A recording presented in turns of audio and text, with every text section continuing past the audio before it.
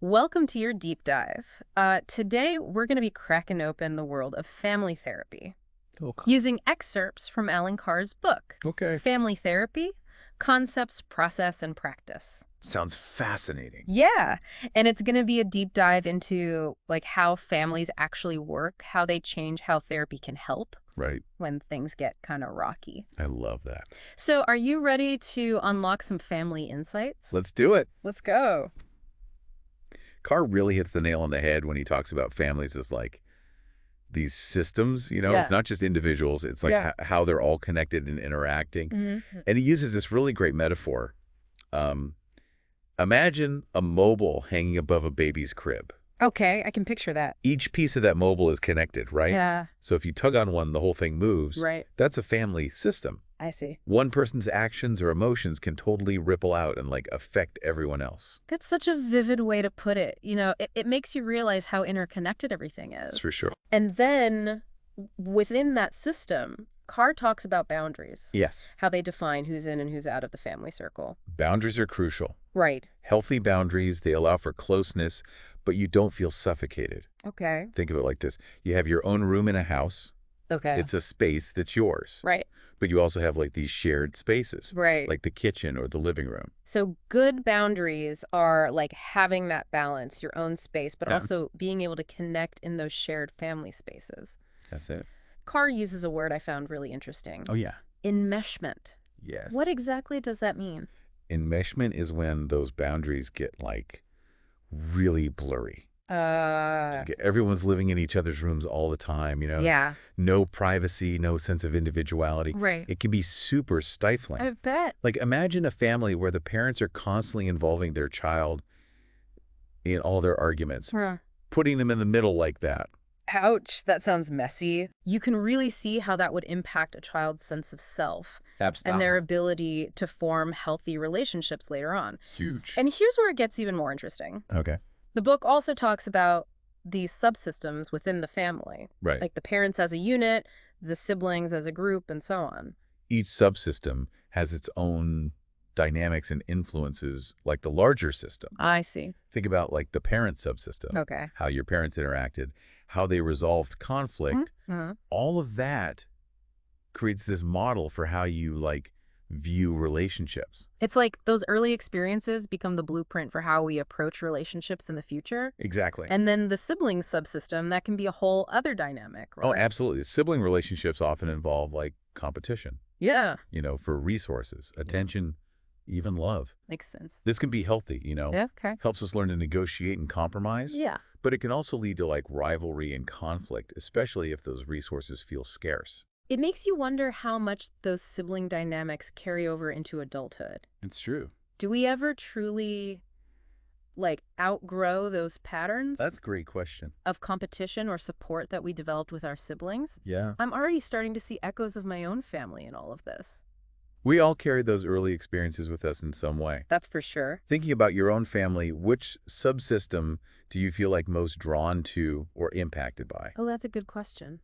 Just something to think about. It's wild how much, those early family dynamics can really shape who we are. Oh, yeah. It makes me think about that section on the different parenting styles. Right. Carr lays out, 4 main types: Yeah. authoritative, permissive, and neglectful. I love how he breaks it down like that. It's fascinating how each one impacts a child's development so differently. For sure, he explains how each style represents a different kind of blend of warmth, control, and communication. Right. All things that factor into how a child grows and learns. Totally. And think about the authoritative parent for a second. Right. They're warm and supportive, Right. but they also set clear boundaries and expectations. It's kind of that sweet spot, Right. between being a friend and being a parent. Yeah. They provide structure, but they also encourage independence.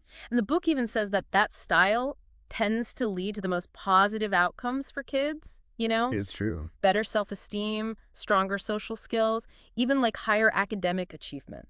Exactly. And then on the other end of the spectrum, you have the authoritarian parent, Right. big on rules and obedience, Mm-hmm. but not so much on the warmth or open communication. Yeah, their motto is because I said so, pretty much. Pretty much. I can already feel the tension in that household. Right. The book talks about how kids raised in that kind of environment might have a tough time with self-expression or decision-making. Definitely. Makes you wonder if they're always just kind of walking on eggshells. It can really stifle creativity and independence, for sure. Then you've got the permissive parent. Oh, yeah, the cool parent. Right? They're all about love and freedom. Yeah. But maybe a little too lenient on the rules. A little bit. Boundaries. But the book also points out that while these kids might feel really loved and accepted, they may also lack self-discipline. Makes sense. And struggle with, like, taking responsibility for their actions. It's tough finding that balance. It is. And then there's the neglectful parenting style. Characterized by a lack of both warmth and control. Unfortunately, this one leads to, like, the most negative outcomes for children. Yeah. That's heartbreaking. It is. It makes me think about the study I read that's really stuck with me. Yeah. Kids who go through physical punishment are statistically more likely to become aggressive themselves. It's a classic example of the cycle of violence. You know, children learn by observing and imitating those around them, especially their caregivers. Right. If violence is like the model they're exposed to, yeah, that becomes their default way of handling conflict. That's a huge point. It is. You know, it makes you realize how much these early experiences, even the ones we don't consciously remember, can impact us throughout life. Absolutely. Like we internalize these patterns without even realizing it. We develop these internal working models of how relationships work. Based on those early interactions and those models, they then guide our expectations. And behaviors in future relationships, both romantic and platonic. It's like we're wearing these glasses that just color how we see the world. Exactly. It's making me rethink some of my own relationship patterns, to be honest. Yeah. It's like we're all just on autopilot replaying those early dynamics without even realizing it. It's true. But Carr doesn't just like leave us hanging with these insights. No, he doesn't. He talks about ways to like break free from these negative patterns. Exactly. The book goes into a lot of detail on different therapeutic approaches that can help individuals and families like identify and actually modify those unhealthy dynamics. It's not about blaming parents or dwelling on the past. It's about understanding those root causes and developing healthier coping mechanisms. One of the things I thought was really encouraging is how Carr emphasizes that families are constantly evolving. Like we're not stuck with these early blueprints forever. That's a really key takeaway.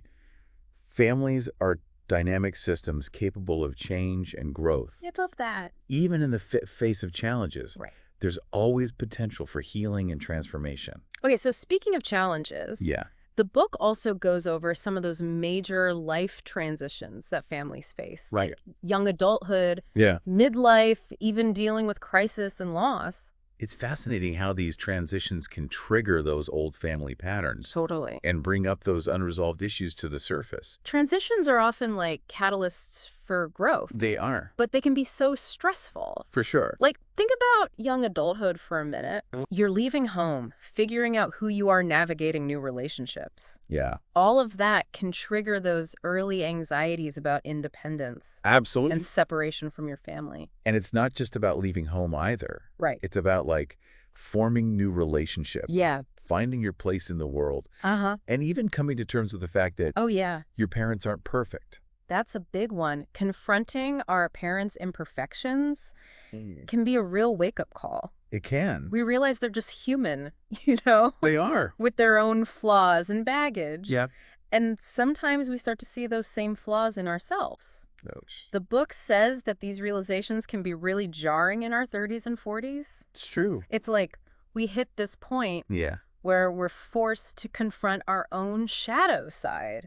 Those parts of ourselves we got from our families, but might not like so much. It's like a time of reckoning. A chance to really look at those inherited patterns and decide which ones we want to keep and which ones we want to shed. It can be a painful process. It can. But it can also be super liberating. It makes me think of that saying, we can't choose our families, but we can choose our future. So true. We might not be able to rewrite the past. But we can choose how we respond to those experiences. Absolutely. And how we shape our own lives moving forward. That's where therapy can be so powerful. It gives you that safe space to unpack those patterns and develop healthier ways of relating to ourselves and others. It's about gaining awareness. Yeah. Understanding those underlying dynamics. Oh, right. And just having the skills to break free from those cycles that no longer serve us. It's about rewriting the script, so to speak. Oh, I love that analogy. Yeah. Rewriting the script, it just feels empowering. It is. Like we're not just passive recipients of our family history, right, but active participants in shaping our own destinies. Yeah, exactly. We have the power to choose how we want to live our lives, how we want to relate to others, how we want to break free from those patterns that hold us back. It's inspiring to think about the potential for growth and healing that's inside all of us. It is. Even if we've had some challenging experiences. Even then. And that's really what this whole deep dive is about, isn't it? I think so. It's about empowering you to take these insights. Right. And apply them to your own life, your own family, your own journey. It's about giving you the tools to understand those complex family dynamics, to see the patterns that might be holding you back, and to make conscious choices about how you want to move forward. Okay, so as we head into the final part of this deep dive, I want to invite you to really reflect on what's resonating with you so far. What insights are sparking your curiosity? What questions are bubbling to the surface?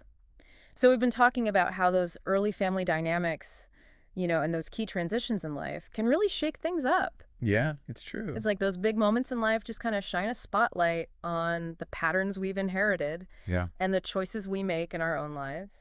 And as we go through life, those patterns can become even more obvious when families face those big challenges, like separation, divorce, or even remarriage. Carr really gets into this in the book, right? Oh, he does. He talks about how these events, while often really tough, can also be opportunities for families to reassess things, adapt, and maybe find new ways to connect and thrive. He really emphasizes that there's no one-size-fits-all approach to these transitions.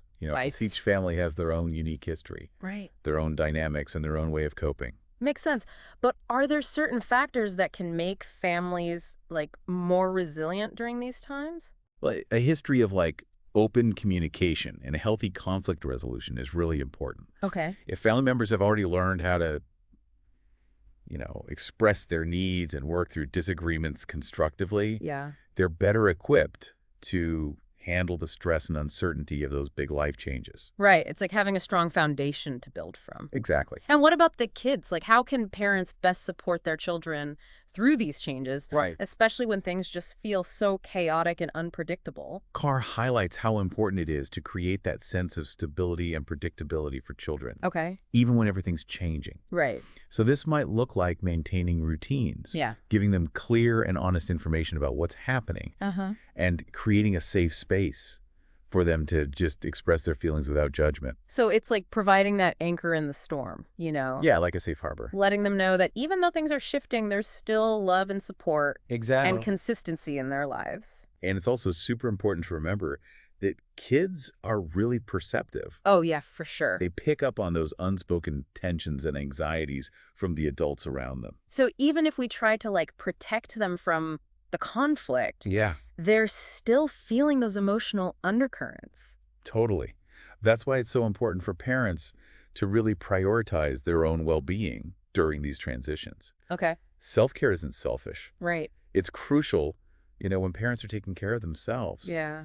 They're better able to show up for their kids and provide the support they need. It's like that oxygen mask analogy on an airplane. Oh, yeah. You got to put your own mask on first before you can help anyone else. Exactly. It's a good reminder that taking care of ourselves helps us take care of the people we love. Absolutely. The book also talks about how past experiences, especially those early family dynamics we've been discussing, can impact how people cope with these later life challenges. It's so interesting how those old patterns can pop up sometimes in the most unexpected ways. Right. Let's say someone grew up in a family where conflict was just avoided at all costs. Okay. They might find themselves repeating that pattern in their adult relationships. Yeah. Struggling to say what they need or set boundaries. Totally. Or maybe someone grew up with a really critical parent. Yeah. And now they're always second-guessing themselves or feeling like they're never good enough. It's like those old tapes just start playing on repeat. And that's where therapy can be so helpful. Right. It gives you a place to actually look at those patterns, understand where they came from, and come up with healthier ways of coping. Carr talks about a bunch of different therapy approaches, right? He does. From structural family therapy, which focuses on understanding those family dynamics, to cognitive behavioral therapy, which helps people challenge those negative thoughts and develop more helpful behaviors. He even talks about techniques like reframing, which can be really powerful. Okay. It's all about shifting perspective, seeing things from a new angle and finding better ways to understand those tough situations. So it's like taking that negative thought spiral and flipping the script. Exactly. Finding a more positive or helpful way to look at the situation. And it's not about pretending problems don't exist. Right. But it's about finding a more empowered way to approach them. It's about taking back control, recognizing that we have choices. Yes. Even when things are hard. Absolutely. And that's what I find so hopeful about Carr's take on family therapy. Me too. It's not about blame or dwelling on the past. Right. It's about understanding those patterns, learning new skills, and creating a better future. It's about empowering people and families to write their own stories. That's it. And it's about recognizing that even in the messiness of family life, there's always potential for growth, healing, and connection. This deep dive has been quite a journey. It really has. We've explored so much. We have. Those family systems, the dynamics that make us who we are, the challenges and changes families go through, and the power of therapy. It's been a lot. It has. And remember, this was all designed for you. Right. And your unique experience. You're adoring. The insights we shared are meant to help you reflect and explore and grow. If there's one thing we want you to take away from this, it's that families are complex, always changing systems. Right. And even when it's tough, there's always hope for healing, transformation, and a deeper connection. We encourage you to keep thinking about these ideas. Yeah. Maybe read Carr's whole book. For sure. And keep asking those curious questions about yourself, your family, and the dynamics in your life. Keep learning.